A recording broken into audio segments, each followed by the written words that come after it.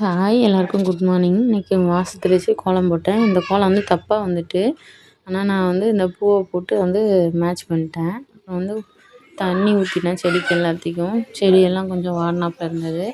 அதனால செடிக்கு தண்ணி ஊற்றிட்டு அப்புறம் வந்து எடுத்து வச்சு பாத்திரம் கழுவி போட்டிருப்போம்ல, அது நிறைஞ்சிருந்தது அந்த கூடை. உடனே எல்லா பாத்திரத்தையும் அதோட இடத்துல வைக்கிறதுக்குள்ளேயும் அதுவே கொஞ்சம் எரிச்சலாக வரும். அப்புறம் வந்து இன்றைக்கி காலையில் வந்து உப்புமா கிண்டியிருந்தேன், ரவை உப்புமா. மதியத்துக்கு வந்து சாம்பார், வெண்டைக்காய் பொரியல் வைக்கலாம்னு சொல்லிட்டு பிளான் பண்ணியிருந்தேன்.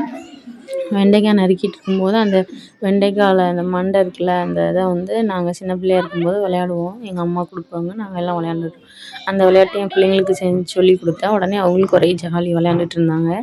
சாம்பார் வந்து சிறுபருப்பு சாம்பார் தான், செம்ம டேஸ்ட்டாக இருக்கும். நீங்கள் ஒரு தடவை இப்படி வச்சு பாருங்கள். சிறுபருப்பில் யாருக்கெல்லாம் சாம்பார் பிடிக்கும்னு சொல்லுங்கள்.